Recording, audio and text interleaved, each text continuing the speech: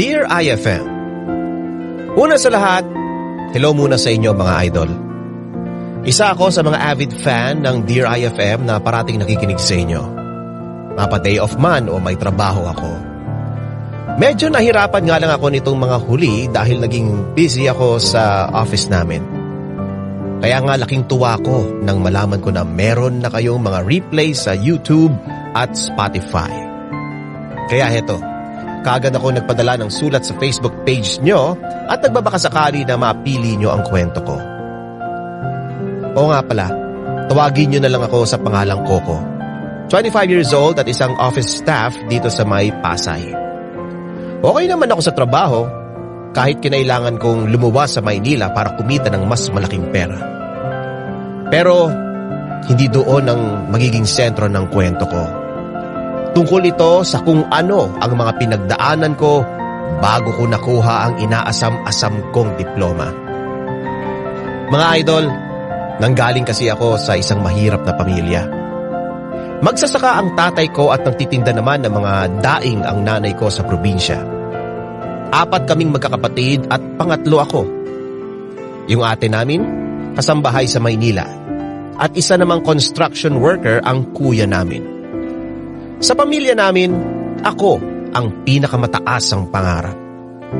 Yung may mga magandang mararating sa buhay dahil ayoko namang manatili lang ako sa ibaba hanggang sa mamatay ako.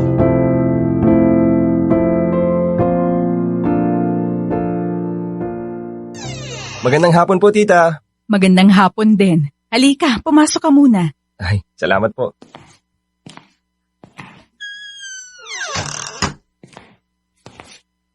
Mano po? Ito po, nagpapaabot po pala si nanay ng tinapa. Para daw po sa inyo. Salamat. Pakilapag na lang dyan, nak. Ay, sige po. Nakapag-enroll ka na ba? Malapit na ang pasokan na. Opo, katatapos ko lang kanina. Ang dami po palang kailangan para makapag-enroll. Buti na lang po, may nakasabay ako dun. Kung hindi, nagkaligaw-ligaw na ako dun. Mabuti naman kung ganon. Teka, kailan ba ang pasukan nyo? Next week na po agad. O sige. Dumaan ka sa akin sa Monday ha, bago ka pumasok. Ibibigay ko sa iyo yung allowance mo. Weekly yon. Ikaw na ang bahala mag-budget ng buong linggo mo.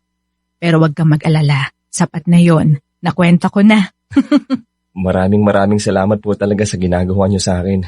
Nang dahil sa inyo, makakapag-aral po ako sa college. Ano ka ba? Ayos lang yon. Mura lang naman ang tuition fee sa pinapasukan mo eh. Saka ayaw kong masayang ang opportunity na pwede mong makuha. Sayang ang talino mo kung hindi ka makakapagtapos. Sana ganyan din ang sinasabi ni tatay. Nako, wag mo nang pansinin yung tatay mo. Maaga kasing naharap yun sa responsibilidad kaya walang pakialam sa edukasyon. Pero ikaw ha, may pagkakataon na baguhin mo ang buhay mo. Kaya mag-aral ka ng mabuti. Oo naman po, tita. Nakakahiya naman po sa inyo na hindi ko to pagbutihin. Pinag-aaral niyo ako. Pa-thank you ko na rin po yun sa inyo. Sus, wala yon. Alam ko kasing hindi masasayang tong ginagawa ko. O basta, wala munang girlfriend hanggang sa makagraduate ha. Bawal ang manligaw. Siyempre po, tita. Wala rin naman po yan sa isip ko ngayon eh. Sobrang nakapokus po ako sa pagtatapos para alam nyo na, makahanap ng maayos na trabaho at makatulong sa pamilya. Maganda naman kung ganon. Nga pala, may ipapasuyo ako sa'yo, nak. Yung gripo kasi, dyan sa kusina sira. Pakiayos naman. Ay, sige po. Nako tita, ito pong sahig nyo medyo hindi na makintab. Gusto nyo pong gamitan ko ng Star Wax para yung kintab ay to the max? Nako, sige nak. Salamat talaga. Meron ako dyan sa cabinet, kunin mo na lang. Sige po, unahin ko po muna yung gripo tapos ito pong sahig. Sige. Maghahanda lang ako ng merienda para sa'yo, ha? Sige po, salamat po.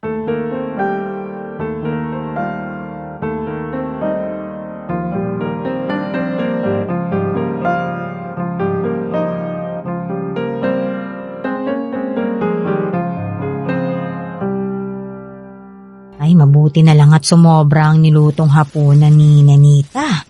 May panghapunan na tayo ngayon. Magbibigay pa nga po sana pinigilan ko lang. Nakakahiya na kasi. Ay nako, parang hindi mo pa kilala ang tiyahin mong yon. Grabing magbigay yun eh. Coco, Totoo ba yung narinig kong papasok ka na raw sa susunod na linggo? Opo, tay. Kakatapos ko lang po mag-enroll kanina. Bakit? Pumayag ba ako, ha? Ay nako, Amado. Hayaan mo na lang ang anak mo. Sinagot naman ni Nenita ang pag-aaral. Kahit na! Kaya- Hindi nyo man lang ba naisip na nakakahiya yun? Si tita naman po ang nagsabi na siya na lang daw pong magpapaaral sa akin eh. Sayang naman daw po kasi kung hindi ako makakapag-college. Aba bakit? Siya ba ang magulang mo para siya ang sundin mo? Sinabi ko na sa'yo magtatrabaho ka para makatulong ka na dito sa bahay. Pero ano ginawa mo? Sasabay ka na naman sa mga gastusin dito. Magtatrabaho naman po ako eh habang nag-aaral. Part-time po. Magkano lang naman ang sinisweldo mo sa ganun? Di ba kakarampot lang? Hindi ka ba nag-iisip? Ay naku naman. Tigilan mo na nga yung anak mo.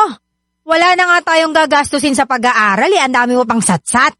Saka ano man lang ba yung 4 na taong pagtitiis natin, hindi ba? Kapag nakagraduate na tong si Coco, saka siya magtrabaho. Mas malaki pa ang kikitain niya dahil nga may diploma siya tinapos siya. Ayan. Kaya kung ano-anong pumapasok sa isip ng batang yan kinukonsinti mo. Ay naku, hindi naman sa ganun. Ay nako, tigilan mo ko ha. At ikaw Coco, siguraduhin mo lang na hindi mo pagsisisihan yung desisyon mo. Dahil hindi lang panahon mo ang masasayang. Pati rin kaming lahat. Ay nako, hayaan mo na lang muna ang tatay mo ha. Basta pagbutihan mo lang ang pag-aaral mo. Naiintindihan mo ba ako anak? Opo, nanay.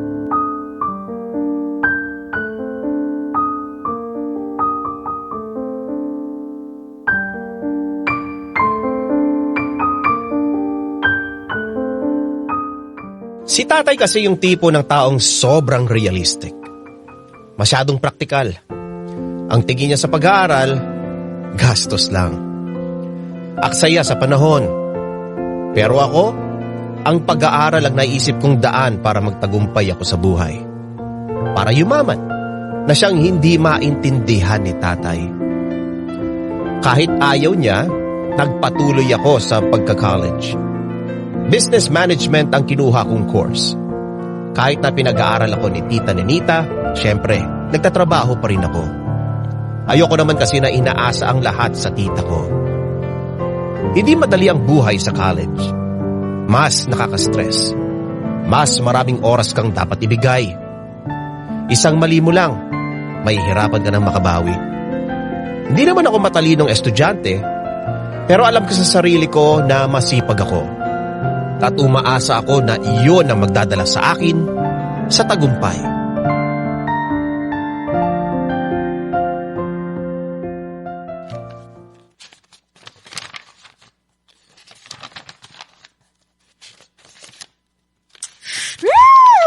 Kainis! Alam mo, kahit ilang beses ko nang binasa tong part na to, hindi ko pa rin talaga maintindihan.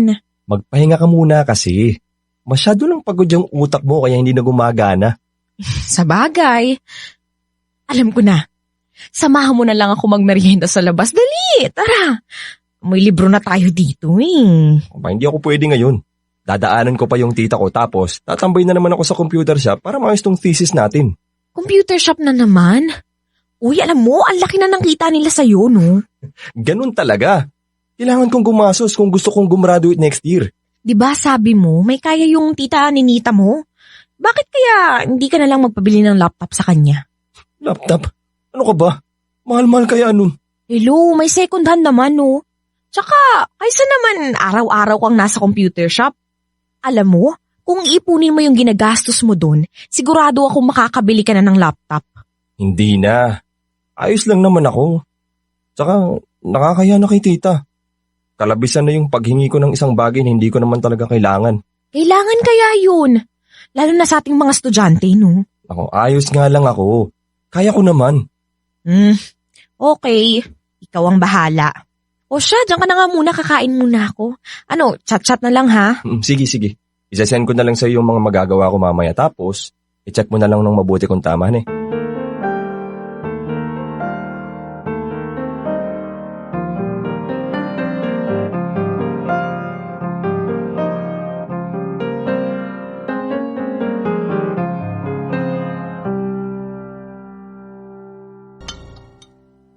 Thank you, tita. Busog na naman ako pag uwi sa bahay. Buti naman. O tulad ng dati ha, kunin mo ang mga Tupperwares na rin dyan. Pero bago yan, may ibibigay ako sa'yo. Talaga po, tita? Ano yun? Eto, regalo ko sa'yo. Sabihin na nating early graduation gift ko. Graduation gift? Tita, may 1 taon pa po ako. Sus, yun na rin naman yun. Congratulations in advance. Sige na, buksan mo na.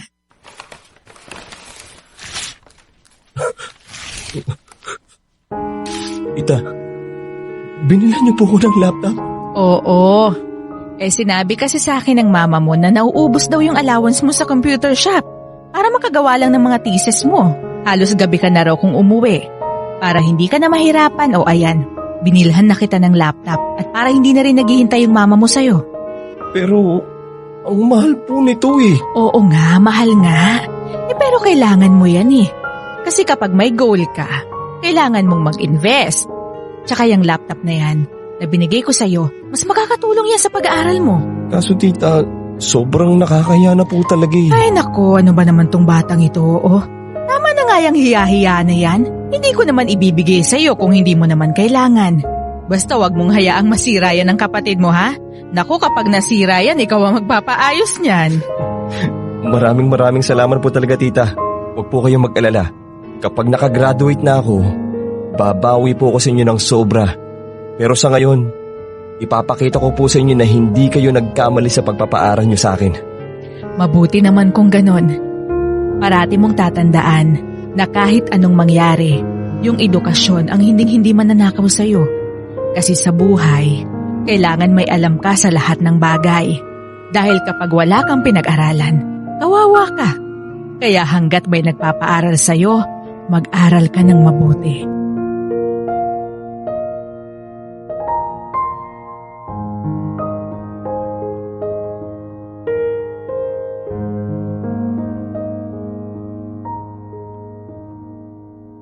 Kahit mahirap lang ako, masasabi ko pa rin napakaswerte ko dahil may nagpapaaral sa akin. Wala akong sinayang na araw na pagbutihin ang pag-aaral ko. Hindi ko iniisip na maging top of the class. Ang gusto ko lang, yung makapasa. Dahil ang totoong laban naman, nasa labas ng eskwelahan.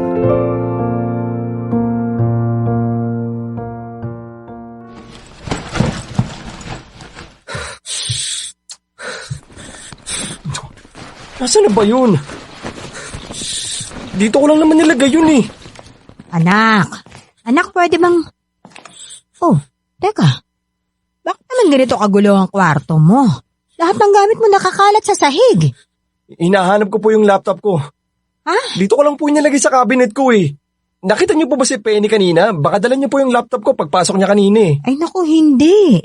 Alam mo naman na hindi yun gagalawin ni Penny hanggat hindi siya nagpapaalam sa'yo. Sigurado ka bang nandito lang sa bahay yun?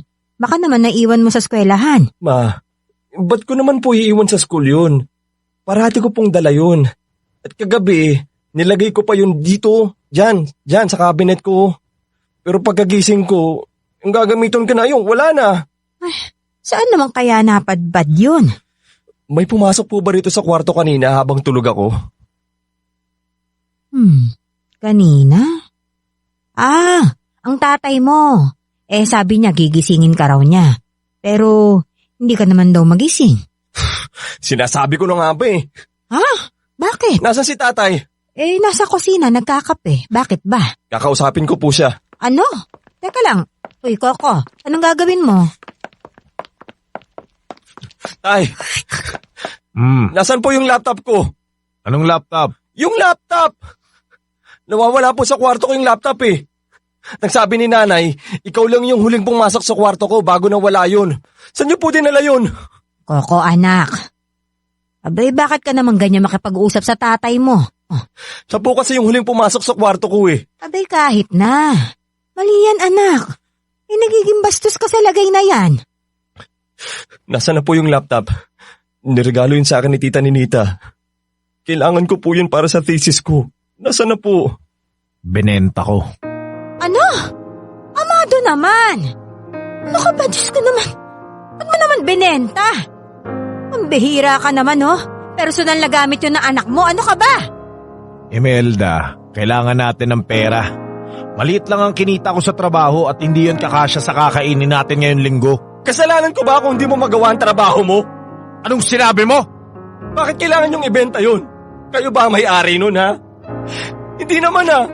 Sa akin binigay yun ni tita. Kaya wala kayong karapatan na galawin yung gamit ko. Di ko gusto yung tono ng boses mo, ha? Amado, Coco, tama na nga yan. Totoo naman, di ba?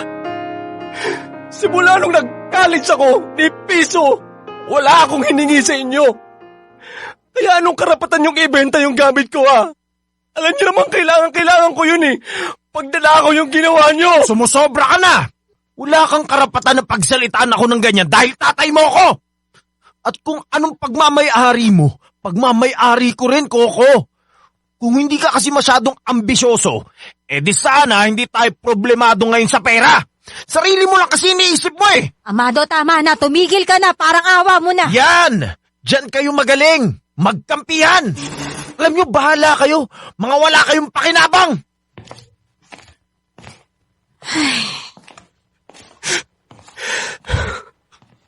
Paano ko tayo papaliwanag kay tita?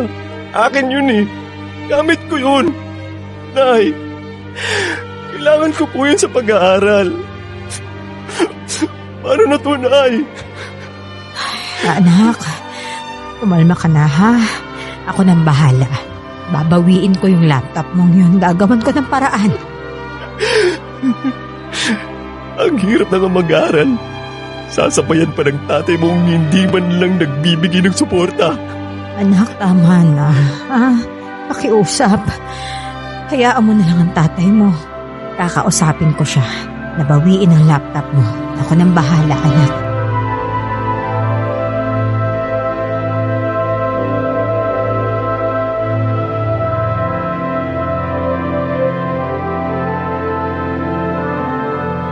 Sa lahat ng mga naging estudyante, alam kong maiintindihan nyo ang galit ko. Dahil totoo naman ang sinabi ko. Ni isang beses, hindi ako humingi sa kanya ng kahit na anong tulong. Kaya hindi ko talaga maintindihan kung kailangan lang ba talaga niya ng pera o gusto niya rin akong matulad sa kanya na walang narating sa buhay.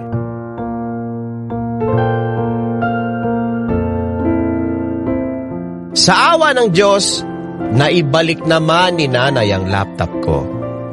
Dahil ibinalik din niya ang perang nakuha ni tatay sa pagbebenta. Simula noon, hindi ko na siya kinibo sa bahay. Wala akong ibang ginawa kundi mag-focus sa pag-aaral at sa makagraduate ako sa huli.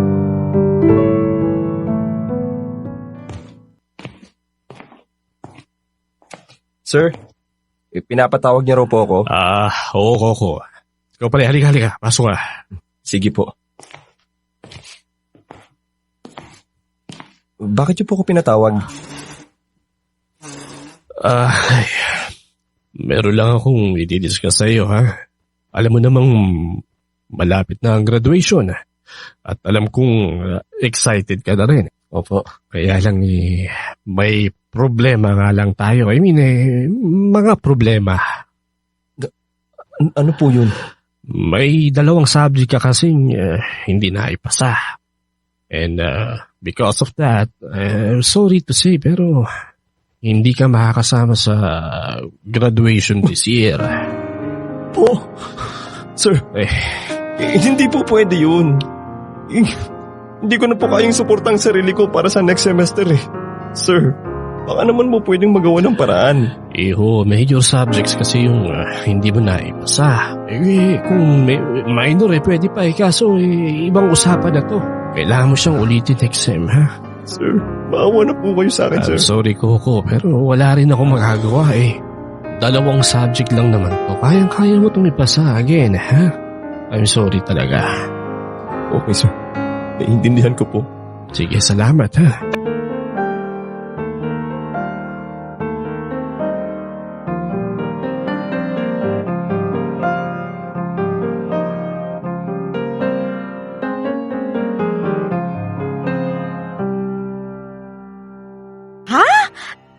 Bakit?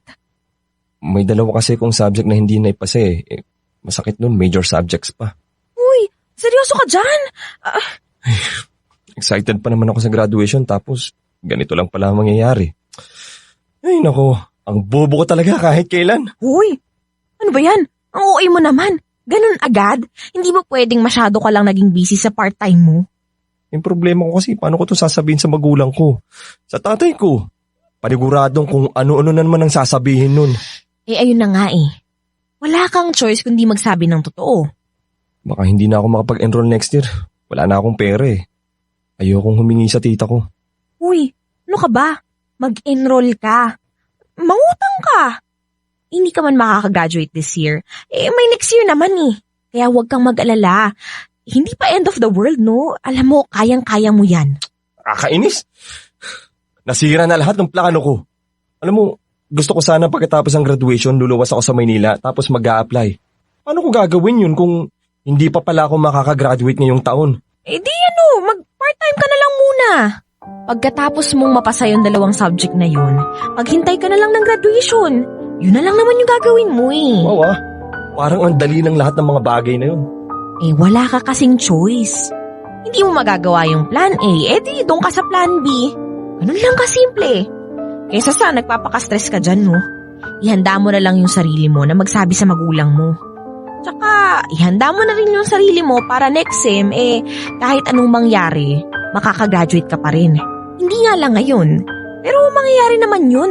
Sigurado yun, kaya gawin mo ha. Oo naman.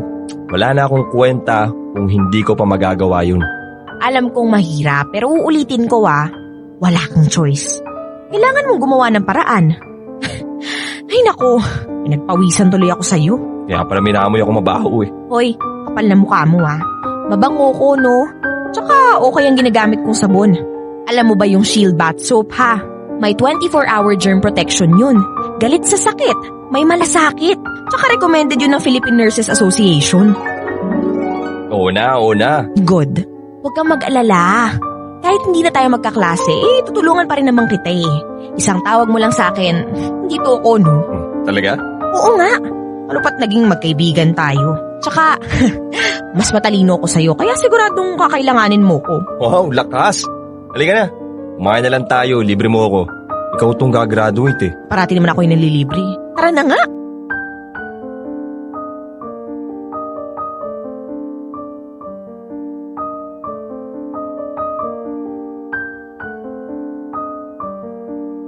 Parang gumuho ang mundo ko nang malaman kong hindi pala ako makakasama sa graduation namin ng taong iyon. Hiyang-hiya ako kay tita, syempre. Pero wala naman akong ibang magagawa kundi tanggapin na lang iyon.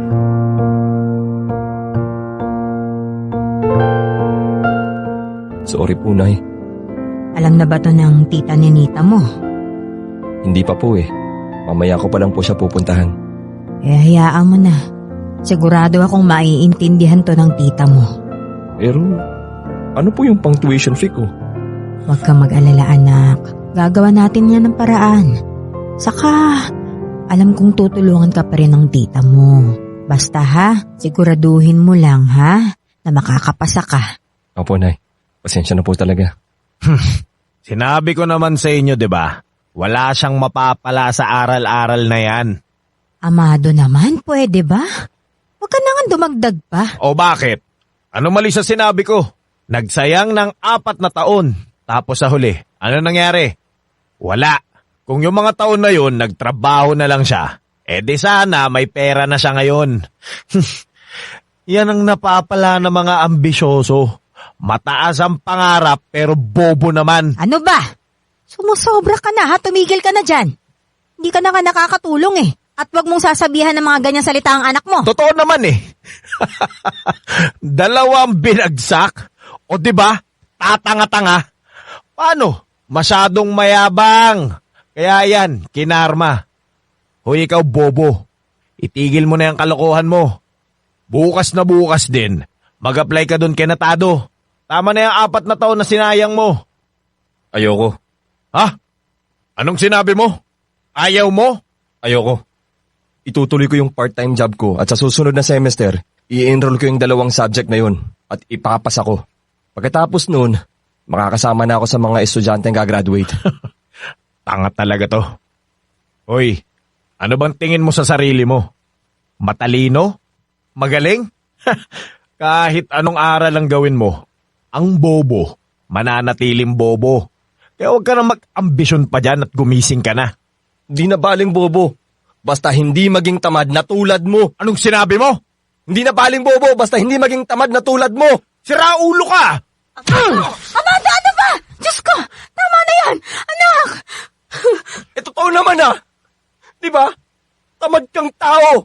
Kaya nga wala kang pangarap sa buhay eh. Kontento ka na sa mga barya-barya mong kinikita. Kaya kahit ngayong matanda ka na, mahirap pa rin. Walang pinag-aralan at higit sa lahat, wala kang kwentang ama! Coco! Sumusobra ka na! Ako ba talaga ang sobra ngayon? Ako na may pangarap na iangat ang pamilyang to sa hirap. Ambisyoso na akong ambisyoso pero ayokong matulad sa inyo. Lalong-lalo na sa'yo, Tay! Ayokong tumanda na walang pinag-aralan o walang ginawa sa buhay. Huwag mong ipagyabang sa akin yung pinag-aralan mo. Dahil walang-wala yan kapag nasa totoong buhay ka na. Diskarte ang kailangan, hindi diploma. Alam ko yung Tay. Hindi ako tanga para hindi maintindihan yun. Pero mas magagawa kong tuparin ang lahat ng pangarap ko kung may pinag-aralan ako. Kung meron akong pinangahawakan. Dahil kapag wala kang pinag-aralan, husgan ka ng lahat. Utuin ka. Yan ang nangyari sa'yo, di ba? Huwag mo akong itulad sa'yo. Marunong akong mag-isip. Kung marunong kayo mag-isip, di sana naisip niyong bigyan kami ng magandang kinabukasan. Hindi ba kayo nahihiya na ako mismo ang gumagawa ng paraan para magkaroon ako ng kinabukasan na dapat kayo ang nagbibigay sa akin? Na ako ang gumagawa ng responsibilidad niyo. Anak, tama na. Kahit kailan, hindi ako bigay sa inyo ng kahit na ano. Wala kayong ginastos sa akin simula nung nag-aral ako. Lahat yun libre. Lahat yun sagot ng ibang tao. Nakita niyo kung paano ko pinaghirapan yung kung nasan ako ngayon, ha? Hindi ka ba natutuwa? Ito na yun, oh. May isang anak kang magtatapos. May isang anak ka na pwede niyong sandalan. Pero ni isang beses, wala akong narinig sa inyo ni congratulations. Wala! Anak, pakiusap, tama na. Nakakasama po kasi ng loob eh. Hindi ko lang to ginagawa para sa sarili ko. Kundi para sa atin, para sa pamilya natin. Paano ko naging makasarili? Paano ko naging madamot? Parati na lang akong mali sa paningin nyo. Ang hirap maging anak mo, Tay. Ang hirap maging mabuting anak sa'yo.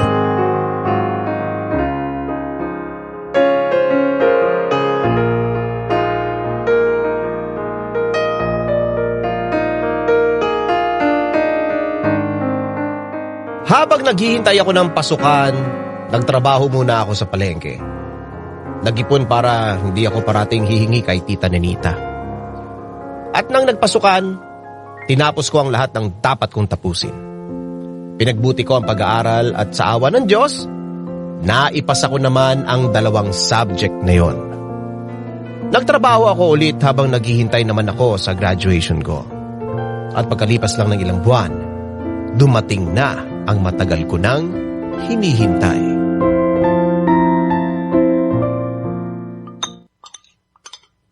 Kumain lang kayo ng kumain, ha? Marami pa ron. O, Angela, ba't yan lang ang kinakain mo? Ang konti naman yan. Kumuha ka pa ron, sige na. Sige po, tita. Ubusin ko po muna to. Sige. Paano nasisira na yung timbangan dahil sa kanya? Naku, ikaw talaga. Hoy, excuse me, hindi no? Ay, konting crack lang. Ikaw talaga, ha? Alam mo ikaw, pasalamat ka graduation mo ngayon dahil kung hindi, naku, hindi ko palalampasin yung panlalait mo. Hindi pa nalait yun, totoo yun. Ewan ko sa'yo. Oh, teka nga. Kayo bang dalawa alam nyo na. Po? Ang ibig ko sabihin, pambihira naman ito, oh. kayo ba ay mag-boyfriend-girlfriend na? Ha? Oh, naku naman, tita. Hindi po. Magkaibigan lang po kami nitong si Coco. Oo nga po, Nay, hindi namin type yung isa't isa. Ay, nako. Diyan kami nagsimula ng tatay mo noon. Kaya nako, wag ka magsalita ng tapos dyan. Oh. Andito na pala ang tita ni Nita mo. Ate. Hello, pasensya na at na-late ako ha. May inaasikaso pa kasi ako eh. Oh, Coco, Ay, tita. congratulations anak. Sobrang proud ako sa'yo. Maraming salamat po sa inyo, tita. Ikaw ang dahilan kung bakit po nandito tayong lahat.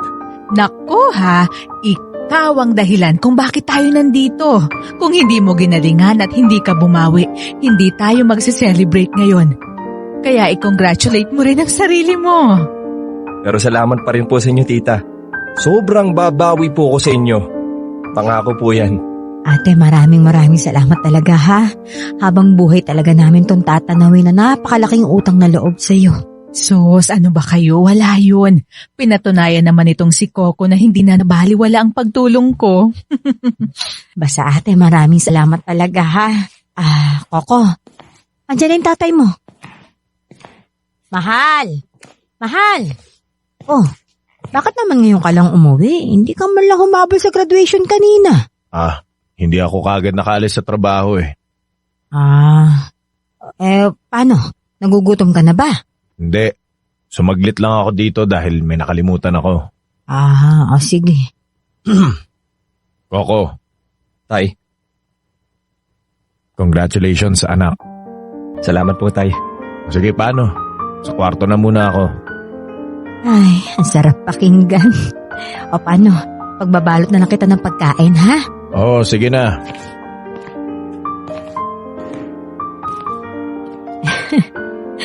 O ano anak, buo na ba ang araw mo? Buong-buo na po, Nay.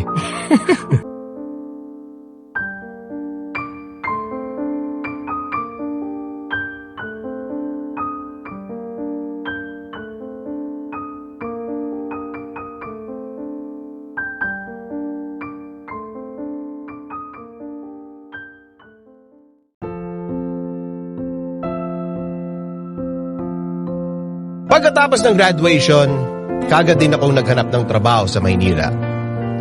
At sa awa ng Diyos, nakahanap din naman ako. Kaya dito na nagsimulang magbago ang buhay ko. Sa ngayon, medyo okay na kami ni tatay. Ako na rin na nagpapaaral sa bunso namin. At pagkatapos noon, pwede ko nang isipin ang sarili kong buhay. Alam ko na simple lang ang kwento kong ito. Pero isa ako sa mga magpapatunay na habang may determinasyon at kasipagan ka, magagawa mo rin ang lahat ng pangarap mo. Hanggang dito na lang. Coco.